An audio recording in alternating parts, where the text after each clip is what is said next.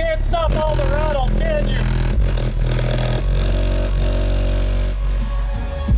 On today's episode of Watch JR Go, we are back with my rolling Rockford Fosgate demo system.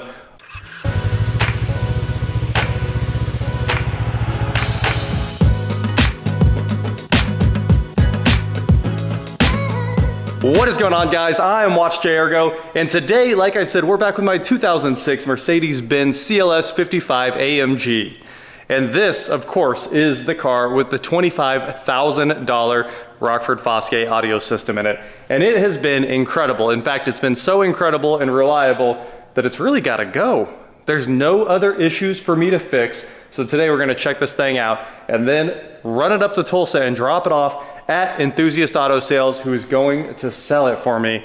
And that'll be the end of this car for me. I had a great time driving it, and it does everything you could want out of an old school super sedan, including, and Hoovy doesn't, he disagrees vehemently, keeping up with his CL500, whatever his twin turbo V12 car is. We took both of these cars on a couple-hour road trip earlier this week, and as far as I'm concerned, like, we were keeping up, but he didn't think so. So since I bought this car, we've noticed a bunch of awesome features that I didn't even know it had when we picked it up, and it has been amazing. So it does have dynamic headlights that steer with the steering angle. So it always is ahead of you in the turns. The road is perfectly bathed in light. This thing works really well for being a 2006. I mean, it is a super sedan, let's be honest. I didn't think this car was gonna be as good as it is. And all the things I was worried about when I picked it up, well, it's been pretty much perfect. So headlights rock. It's got a great driving experience. It doesn't have adaptive cruise, which is one thing that has always bothered me.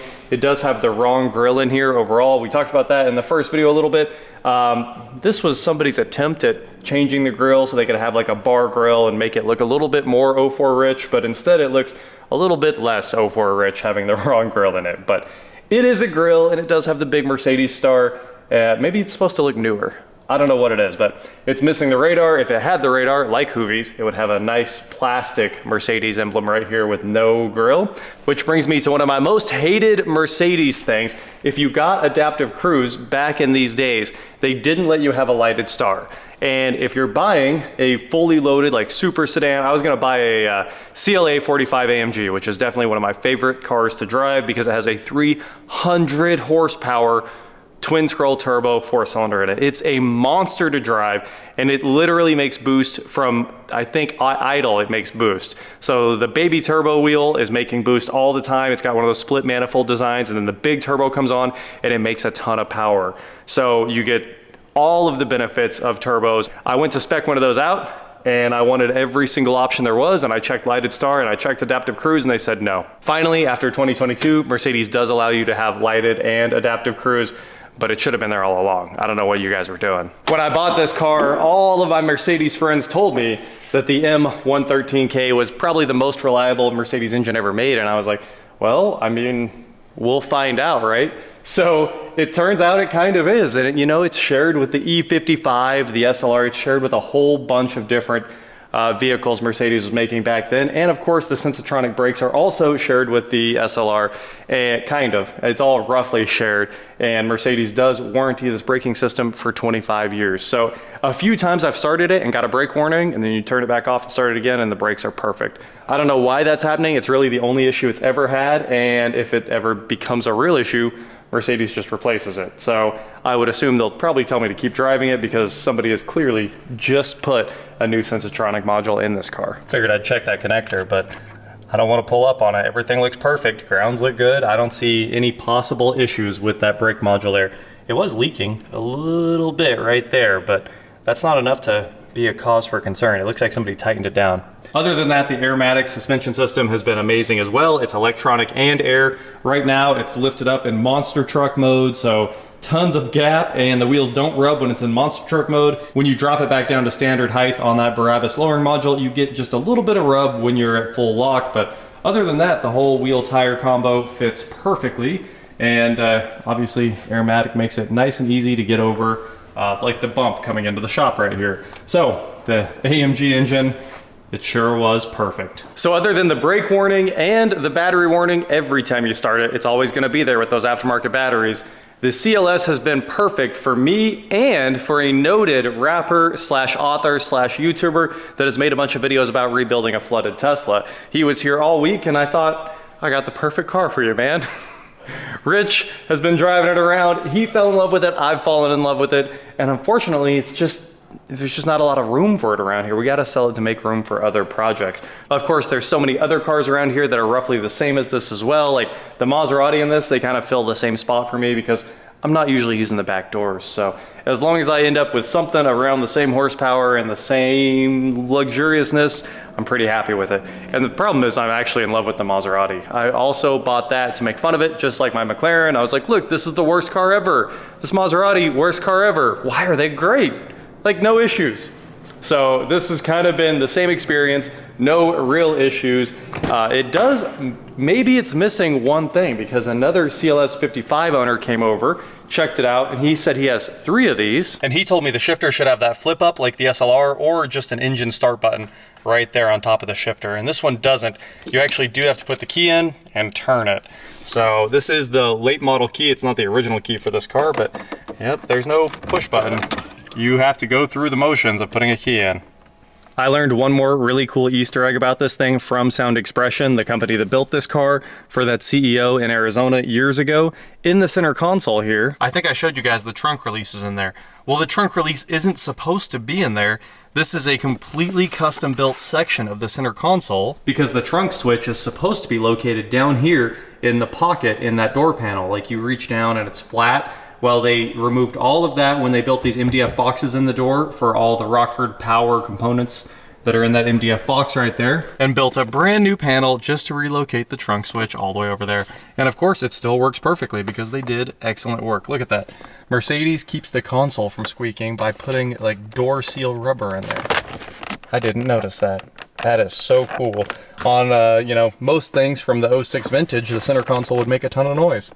They did such great work on this car. I found out they sourced all original Mercedes Alcantara and leather for every single thing they did. That's why it all matches so well. They went to the source and got perfectly matching Alcantara for the A-pillars, where those tweeters are, for the Mercedes logo in the box, which let's head to the back and take one more beautiful look at this sub box. The Kenwood receiver is doing great. The backup camera is great. Like literally everything on this car works so well. As soon as the trunk opens, the lights flip on. You can see the perfect little glow from those on the Punch logo and lighting up the amps, everything like that. Never had another issue with that fuse we replaced in the system.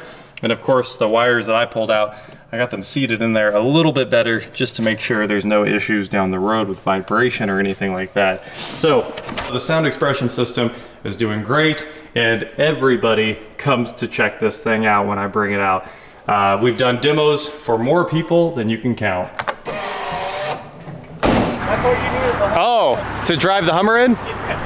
Yes, it is, guys. We have arrived here at the new Enthusiast Auto Sales in Tulsa. And yes, the lift is still up on the Mercedes. I was worried if I let the lift down, the door might hit. So we just left it up in transport, even though it probably cost us 0.3 miles per gallon. But the CLS55 is going away. It's joining some good company. We're gonna take you guys inside here in just a moment and show you where she's headed. But these are some good friends of mine.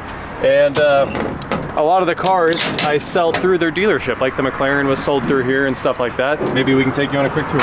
My last drive and the last battery warning in the CLS. I really don't want to say goodbye to this thing, guys. Rich said the same thing. It's just such a good car.